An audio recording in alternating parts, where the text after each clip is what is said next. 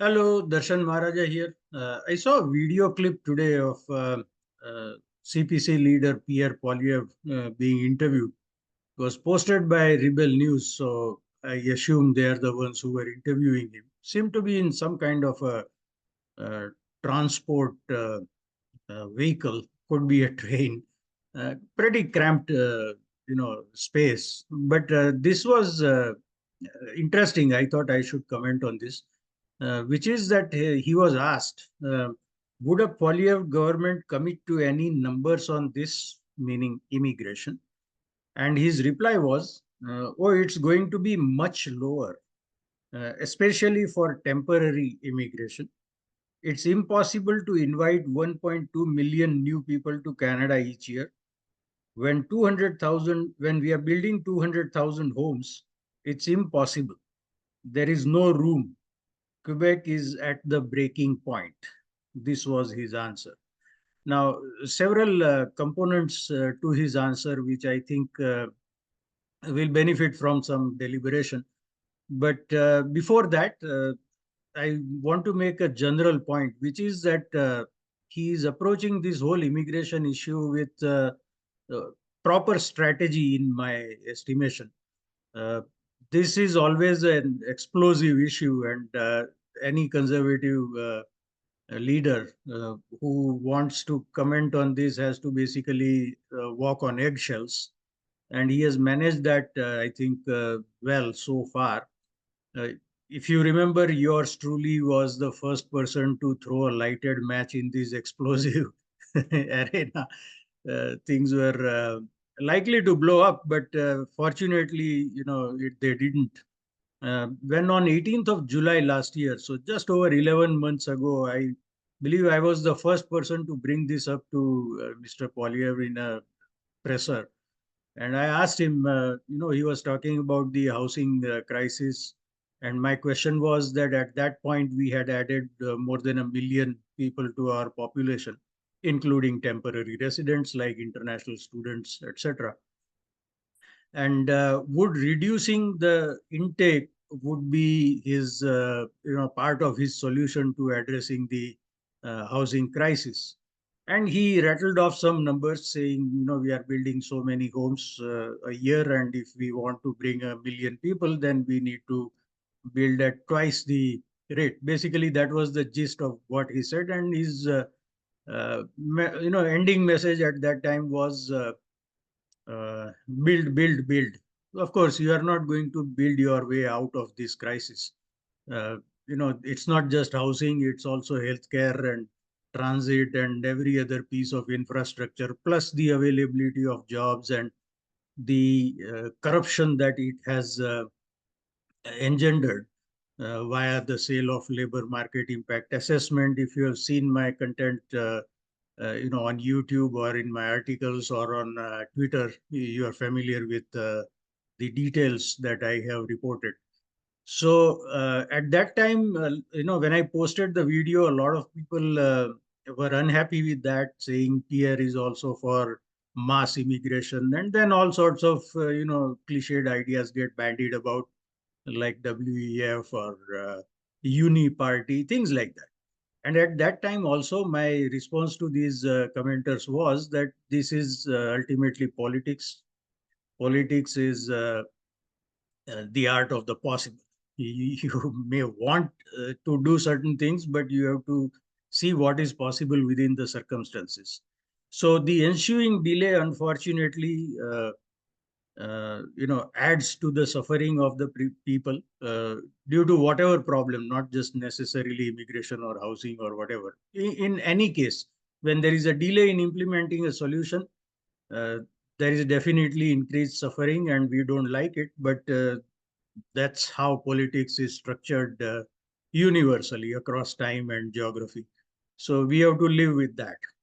I mean, we would wish that we could implement a solution today or maybe even yesterday, but that is unfortunately not possible. But he has, gradually brought this or his stance to this point. Because after he answered my question, then several months later, he was talking about matching immigration to new homes being built. Now he's saying that it would be much lower when or if he becomes the prime minister. So let's look at the components of his answer. It was a very short answer, but there are, I think, three components that we need to look at here. First of all, he said it's going to be much lower. Now, this is the first time he has, to my knowledge, given an indication as to the cuts that he would make. But I also read another report today.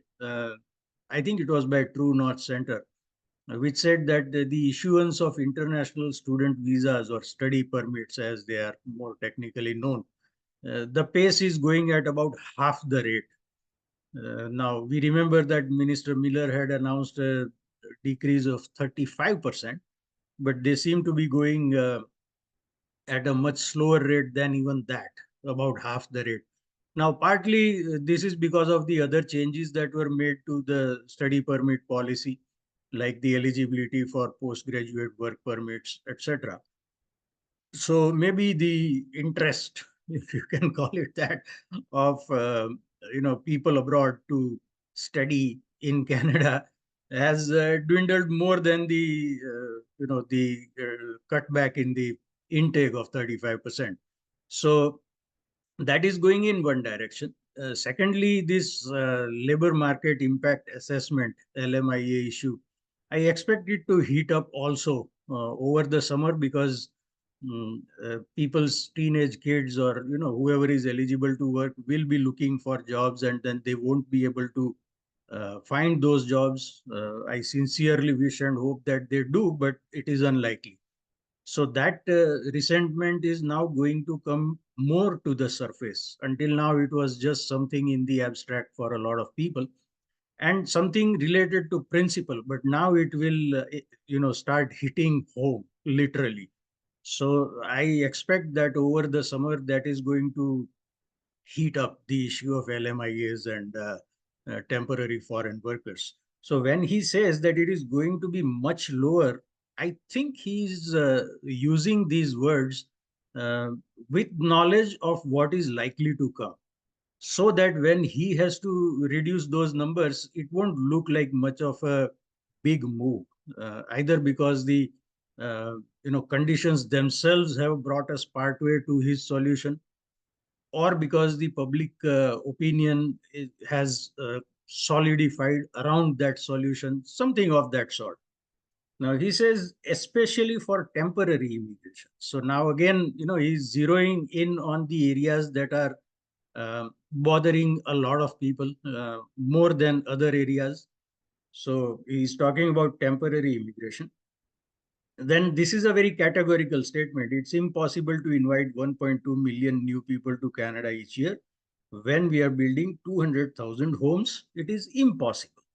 Now, this loops back to his first answer on 18th of July last year. So it's becoming now a well-rounded strategy as I see.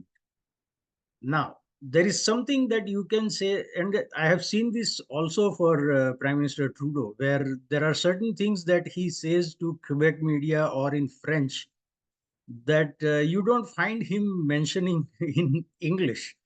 And Quebec is, in a way, no matter what your view of the rest of the issues surrounding Quebec, Quebec serves a useful purpose in this sense that policies that are unlikely to be popular or likely to be highly unpopular in the rest of Canada, they can emanate from Quebec, and then because they have a spatial status within the polity of Canada, uh, it's nobody can object, and then it sets a precedent. So he is talking about Quebec is at the breaking point. There is no room. Now, this is a, otherwise it would have been an incendiary statement, possibly. But in French and in Quebec, you can say there is no room. So, this probably will grow to say that there is no room in Canada in general. Now, a lot of people are saying that. I've been seeing it for months, at least going back 6 or 7 months. And that is the length of time that I have been talking about it. So maybe they have been talking about it for longer. But when I post about these things, these are some of the responses that I see. So again, considering it likely that by the end of this year, there is no room, may become a Canada-wide thing. And Quebec is at the breaking point. Now, that is again likely to grow into Canada being at breaking point. But I think he is now moving in a direction of establishing his position more clearly on the level of immigration. Uh, well, it's interesting to see how because there are two aspects. One is that you want a leader to take a leadership position and strike out his stance. But on the other hand, as the book of morphology says, leadership consists of finding a crowd that is going somewhere and then getting in front of it. Then you are the leader of that crowd. But I think Mr. Poilievre is striking a fine balance between the two of saying something that will be uh, explosive, and then he has to deal with the aftermath. He is avoiding that, but he is, I think, also not just finding a crowd that is going somewhere and then getting in front of it. No, he's gradually articulating his position, and it is likely to develop to a much more detailed proposal as time passes. This was my original hypothesis, and maybe I'm colored by the fact that it was my hypothesis. So I'm seeing patterns that I want to see. Let me know what you think. Is he doing as I am saying, or is there something that I am missing? Let me know in the comments. I'll see you in the next episode. Until then, goodbye and be well.